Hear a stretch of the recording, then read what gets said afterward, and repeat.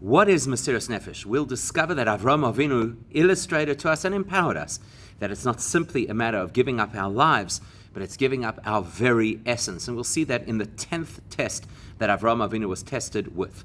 When it comes to that 10th test, which is to take Yitzchak and offer him as an offering on a Mizbeach, the Akedah was the 10th of the tests that Avraham Avinu was confronted with. The Gemara Sanhedrin makes a very interesting observation. That the intention the Eibishter had in using the word please take your son. The Eibishter doesn't have to say please, the Eibishter instructs, this is what you got to do. The reason that the Eibishter worded it as a request was, says the Gemara, because the Eibishter told Avraham Avinu, I've tested you multiple times, and you've withstood all of the tests. So now please make it through this test as well. So nobody should comment that the original tests did not have substance.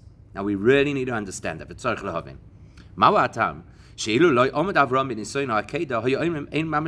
Why on earth would anybody say, if Avraham Avinu did not step up to the plate for the Hakedah, that everything else he had done and all the tests that he had withstood were meaningless? Surely people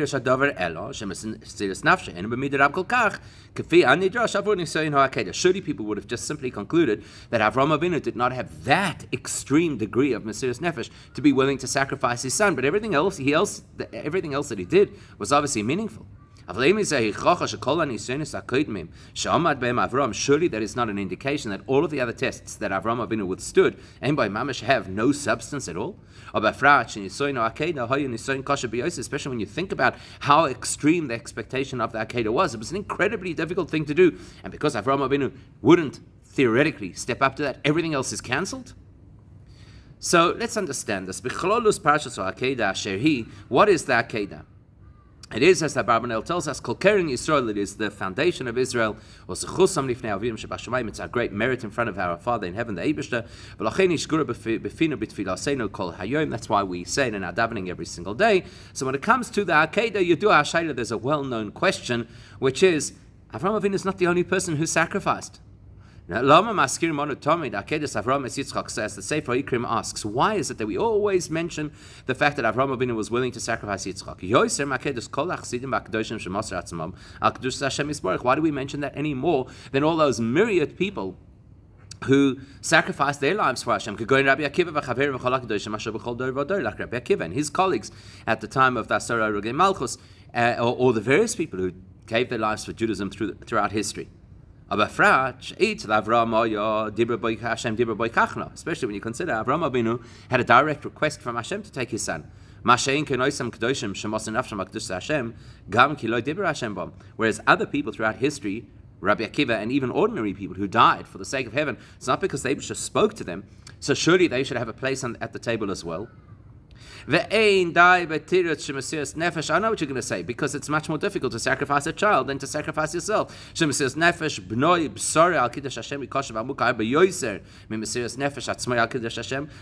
Avraham Avinu is so outstanding because to be willing to sacrifice his child is a far more extreme version of dedication to Hashem than to sacrifice himself.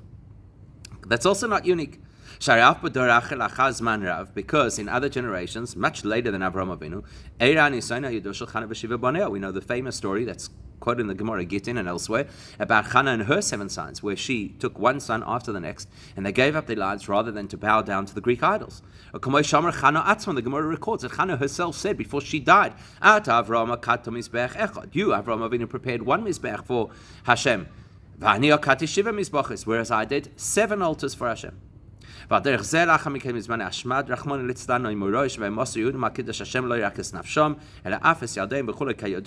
familiar with our history, you could even read it in the Kinos on Tisha B'Av and multiple other places. There were so many stories of people who sacrificed not only themselves but their children for the Eibishter. That cannot be the unique aspect of Avraham Avinu. So the Sefer Ikrim, who raises that question, offers a different answer, which is Avraham Avinu had an escape clause. Sefer HaIkrim, his the greatness of the Akedah Yitzchak was there was absolutely no pressure that Avraham Avinu had to actually do it. Because even though the Eibishter said, that did not compel Avraham Avinu to do it. Why not? So the Chazal points out in the pasuk which says at the end of that Kedah, Hashem Yireh, that Hashem will see. What does it mean Hashem will see? Amar Avraham Lifnei HaKadosh Baruch Hu, Avraham Avinu said to the Eibishter, Rebbeinu Shaloi, the Master of the universe, you know very well. When you asked me to take my son up as an offering, and not just any son, but your single son who you love dearly, Yitzchak Avinu. And you asked me to offer him as an oila. I could have excused myself and said, didn't you personally promise me that Yitzchak would be the one to continue the line of my progeny? Avraham Avinu says, I didn't say that. But I overcame my compassion for my own child. I didn't question your apparent shift of attitude. So therefore says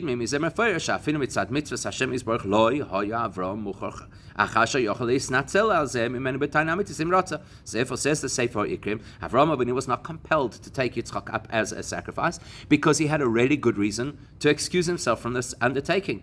The Eibishter told him that Yitzchak will be his heir. And the Ran says that's why over here it says no, l'shem bakasha, that it's a request. Because the Eibishter could, so to speak, only request it, not compel it, because the Eibishter had already said Kibi Yitzchak Yikar L'Chazara. So maybe that's the greatness of Avraham Avinu. He didn't have to do it. Whereas other people who sacrificed their life for Hashem throughout history, they might have been compelled by the fact that there is an instruction in the Torah that says we have to sanctify the Eibishter's name, Kiddush Hashem.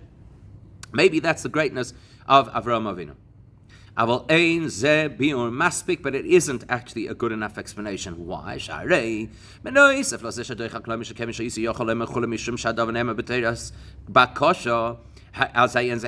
of all, to suggest that just because the Eibishter is requesting rather than instructing, Avraham had a way to wiggle out of it. Think about it. If the Eibishter personally requests something, even if you could theoretically excuse yourself, that is compelling. The Eibishter wants you to do something.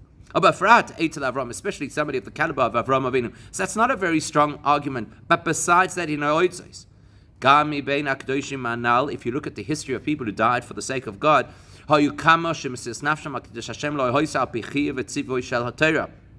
there were numerous people who died for Hashem's sake, even when it was not required according to halacha. To the contrary, there were circumstances where people had to argue that they were even allowed to give up their lives for Hashem,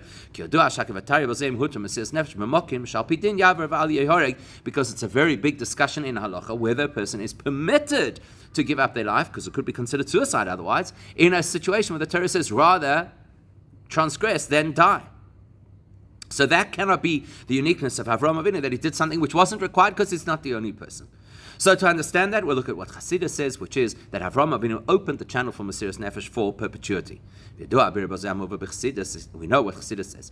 Avraham Avinu's greatness in this scenario was that that he was the first person in history who stood the test of being willing to give up his life for Hashem. As we know, the expression kol ha'aschol koshes, the beginning of any process, is particularly difficult. So therefore, to be the first person to do it is a greater challenge than for anybody else to do it. But Chassidus says, once Avraham Avinu opened the potential channel of Mesirus nefesh, that then became a reality in the world, at least in the world of the Jewish nation. That makes it infinitely easier. I'm not saying it's easy, but infinitely easier for a person to sacrifice their life for Hashem now than it was for Avraham Avinu,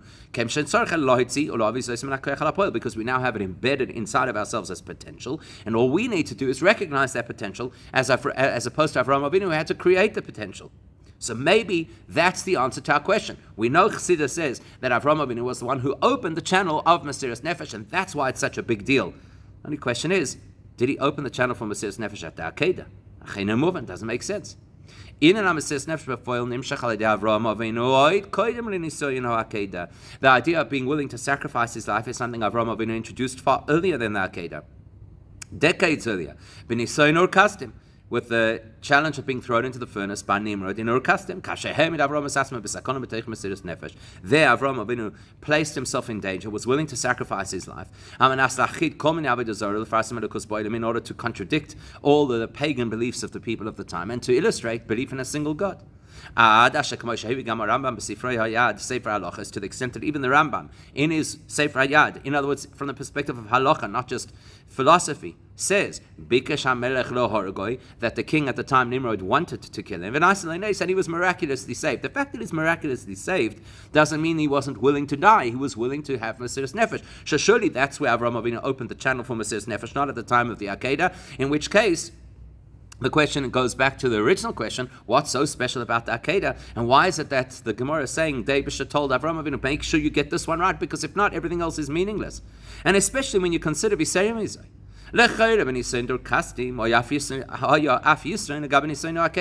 Logically, there seems to be an advantage to Avraham Avinu's voluntary dedication to die for Hashem at Ur Kasdim over what happened at the Akedah.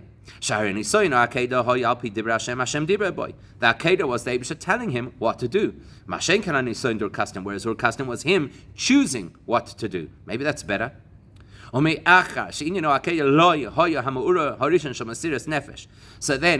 the Akedah is not the first instance of Mesirus nefesh, it's not even Avraham Avinu's first instance of Mesirus nefesh, we're back to our original question: what is so unique about the Akedah that the Gemara says, make sure you get this one right, because if not, everything else is going to fall to pieces? And why is it that we say it every day in our davening, which is obviously illustrating that the Akedah is something absolutely unique? In order to understand this, let's revisit Mesirus nefesh, because most times people think that Mesirus nefesh is just dying for Hashem, but actually it's much more profound than that. So in order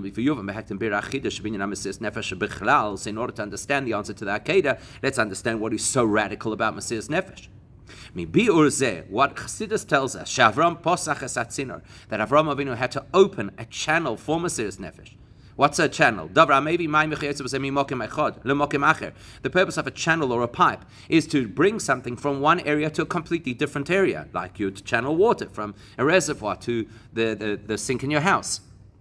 So Avraham Avinu opened the channel, the pipeline of Mesirus nefesh ba'olam for Mesirus nefesh in the world. Move on. It's understood from that, Shelulei Zois, had Avraham Avinu not opened that channel, there would be no concept of Mesirus nefesh in our world. Why not? Why is it not possible to have Mesirus nefesh without Avraham Avinu? That's because Mesirus nefesh is an unnatural, antithetical state for a human, or any other created being for that matter. The true meaning of Mesirus nefesh is complete sublimation, complete surrender of the self. To be a created being, the implication of being a created being is that the Eibusha created self. He created an entity. That's what it means to be created. Therefore, if the definition of a creation is that you have been given an identity, it makes no logical sense that a created being that has an identity should of its own accord be able to reach a reality which undoes its identity or transcends its identity. Like the expression that we have in Gemara, that a person who's in prison cannot free themselves. So you cannot break out of the reality of nivroim to be able to have absolute bittul. Therefore, in order to have bittul, in order to have Mesirus nefesh, somebody has to be empowered from elsewhere. To empower somebody to have that extreme version of bittul, which would lead to Mesirus nefesh. Therefore, you need a pipeline from elsewhere to feed the Mesirus nefesh, and that pipeline comes from Avraham Avinu. Now, you'd ask the question, what are you talking about? All over, in all cultures, there are people who die for their beliefs. What do you mean you need a special pipeline in order to have Mesirus nefesh? It's strange.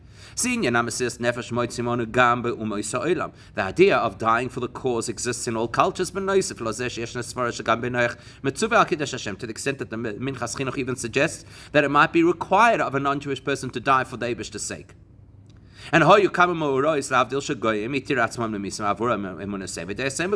history is replete with martyrs and saints of all kinds of religious beliefs, not only Jewish. So what do you mean Mesirus nefesh needs a special pipeline from Avraham Avinu? Seems to be quite a universal experience. The explanation is, dying for the cause and Mesirus nefesh are not synonymous. The very fact that a person is willing to sacrifice their life for God doesn't yet tell me that it's Mesirus nefesh. That doesn't yet tell me that the person is willing to relinquish self and completely give themselves over to Hashem. There are other reasons why a person would be willing to die. Maybe the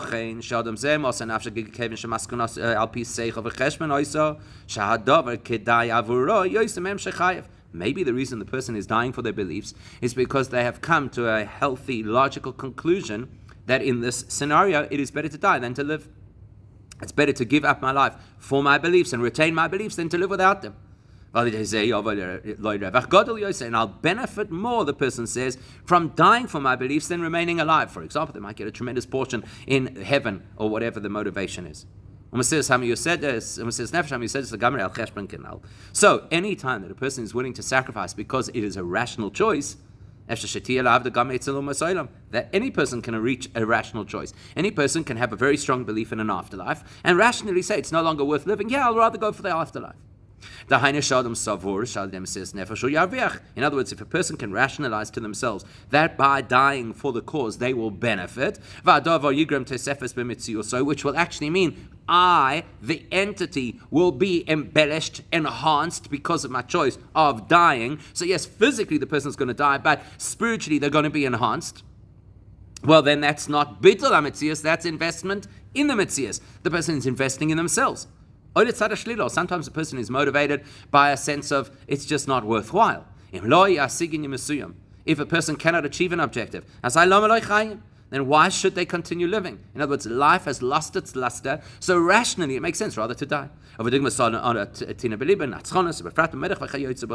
we see that people behave in this way, like the Gemara talks about somebody becomes overcome with a passion for a particular thing. If they can't have it, then they don't want to live anymore.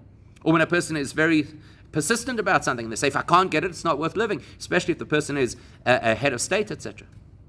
So Mesirus nefesh, that has a rational basis, where the person says, I'm dying for the advancement of my soul, that is not bittul b'metzius. The person who says, I'm dying because life is now no longer livable, is not bittul b'metzius. They're saying, my metzius cannot handle this world. Mesirus nefesh, true Mesirus nefesh is nefesh es ani. That's where a person gives away their nefesh, meaning to say they give away their self, they completely discount their self, their interests, their legacy, their view, their perspective, etc. Rather, it's a person who completely surrenders to the Eibishter.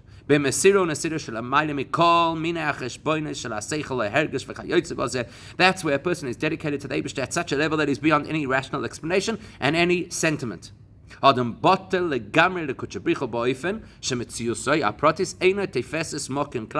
is somebody who is so completely surrendered to the Eibishter that self is not in the equation at all. This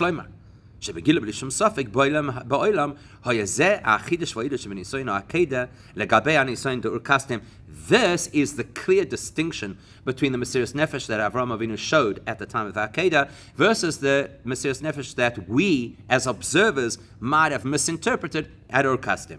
In other words, why was Avraham Avinu ready to be thrown into the furnace in Ur Kasdim? Because Avram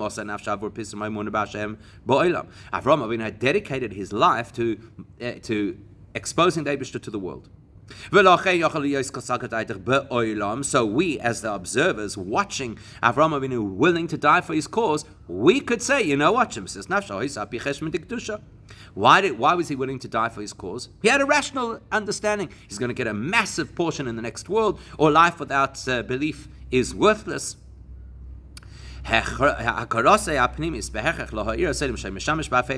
fact that he had this deep realization that he had to illuminate a world which was fumbling in the darkness, that dedication to shed that light of godliness in the world was so powerful So he wasn't worried about any obstruction, interference, and he was willing to go to the nth degree, which included in being thrown into a furnace. And that actually makes sense. That is what religious adherents do. Whereas when you analyze the Akedah, you can't say, oh, there's a personal benefit. There is nothing that could motivate the move of the Akedah other than the fact that he had absolute fear of the Eibush, in other words, bittul. And therefore we understand in the Akedah without a doubt that Avram Avinu is sacrificing his entire self, his legacy, his personality, his characters, everything. Like it says in other places in Chassidus, that Avram Avinu is the Ish HaChesed, and here he's doing the exact opposite of everything that he stands for. He's being willing to kill his son, but here we're going to take it even deeper. He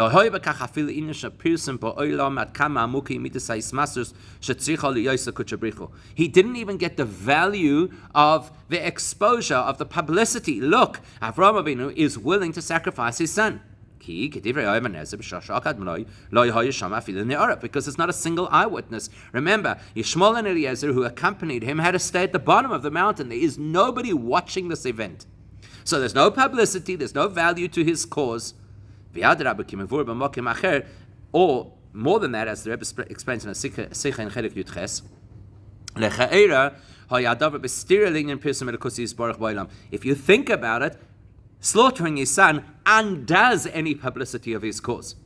If Avraham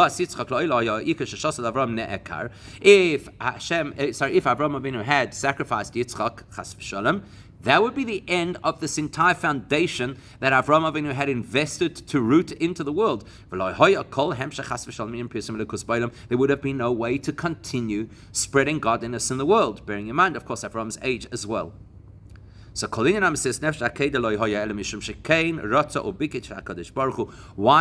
Avraham Avinu willing to sacrifice his son? There is zero benefit. You're going to tell him that he's going to get a portion in Gan Eden? What's a portion in Gan Eden worth if his entire life's work cannot continue and the world will still remain blind to godliness? Gan Eden pales in comparison to that. You're going to tell him to live without this opportunity is meaningless, doesn't make any sense, because he needs Yitzchak to make life meaningful. There's no publicity, there's no value. Why is he doing it? Purely out of dedication to the Eibishter. That's why Avram did it, because that's what the Eibishter asked.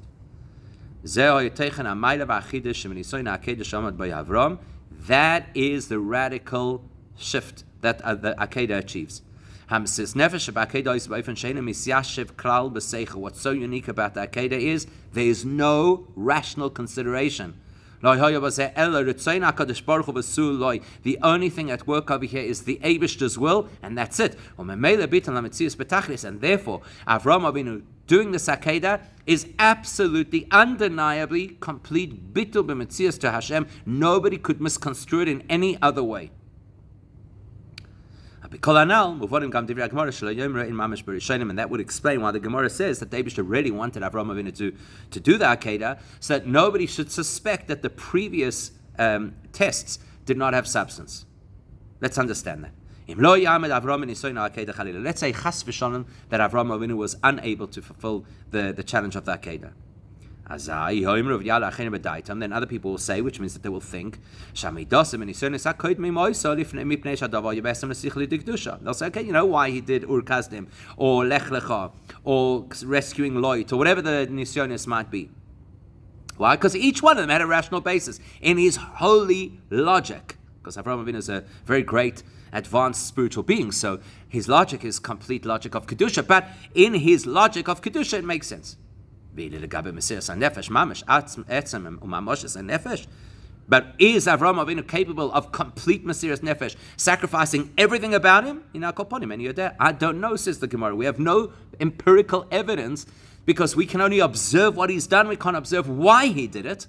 So until we see Avraham Avinu do something that cannot be rationalized, we could suspect that there's the possibility that there's a healthy, rational explanation behind all of his commitment to the Eibishter. But when Avram Avinu steps up to the plate at the Akedah, that retroactively informs us that every time he passed one of the tests that the Eibishter challenged him with, it was with complete Mesirus nefesh, with absolute dedication and absolute bittul, the likes of which had never happened in society ever before. Therefore, that's why this is the time where he opens the pipeline of Mesirus nefesh. And Mesirus nefesh also been Akedah, specifically at the time of the Akedah, and he did not yet open the channel for Mesirus nefesh, even at the time he was willing to die for the Eibishter at Ur Kasdim. Because Psichas Hatziner and Mesirus nefesh in Yonah, what we mean when we say that he opened the channel of Mesirus nefesh is Avram Avinu hoirish lifnei yisodas koich Mesirus nefesh mamish. That means that Avram Avinu implanted within our psyche, deep within the fabric of our being, every single one of us as Jewish people, that we are capable of true Mesirus nefesh amitis. Kach shezeh haratzon o amiti shel Yehudi l'rtzonchem mamish. That actually is the core driver and motivation of every single Jewish person. We want to be able to completely sacrifice for the Eibishter. V'lochein. Therefore, throughout the course of history, every time that a Jewish person sacrificed for the Eibishter, perhaps we can even say there are sacrifices that are not only when a person has to die for the cause. Even if we, observing this person having Mesirus nefesh, could argue that maybe they are driven by some rationale, by some ulterior motive, what Avram Avinu changed fundamentally is when a Jew sacrifices for God, even if it appears to be rational, even if it appears to be the same as in other cultures, it is because fundamentally at the core of that Jew's being is absolute dedication to the Eibishter without any rational drive. And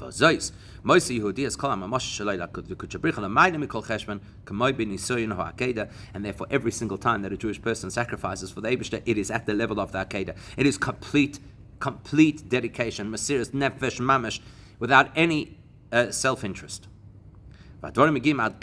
This is so much part and parcel of our reality. That's why the Alter Rebbe writes in Shulchan Aruch that we should ideally read, as we do, Parshas Akedah every single day. So that it should firstly guide us on how we should behave, and also empower us that we can overcome our Yetzer Hara and have the kind of sacrifice that Yitzchak Avinu did. Now, you're going to read this and say, me and Yitzchak, we have nothing in common. I'm battling my Yetzer Hara. How on earth can I compare that to Yitzchak being willing to give his life for the Eibishter? Not just give his life, but at the highest level of Mesirus nefesh, as we've just discussed. That's exactly the point. That's exactly the point. Because Avram Avinu opened this channel of total Mesirus nefesh, therefore all effort and input of a Jewish person, we are the children and the heirs of Avram. Like the pasuk says, Meirasha Kehilas Yaakov Torah is the inheritance of the entire Jewish community. We are all capable of overcoming our Yetzer Hara with, embedded deeply within us, the kind of Mesirus nefesh that Yitzchak had.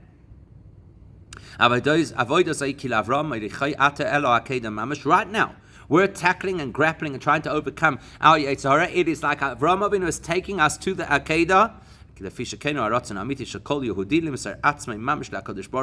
because the fact that we are about to do something which is against the grain, which is against our nature, which is against our Yetzer Hara, why is that? Because the truest motivation and drive of a Jewish person is to do whatever the Eibishter wants at whatever cost, even if it doesn't make sense to me. And therefore, every time I push myself to do something, either in Surmera or in Aseh Tov, which takes some degree of sacrifice, that is Mesirus nefesh mamish, like Avram Avinu at the Akedah.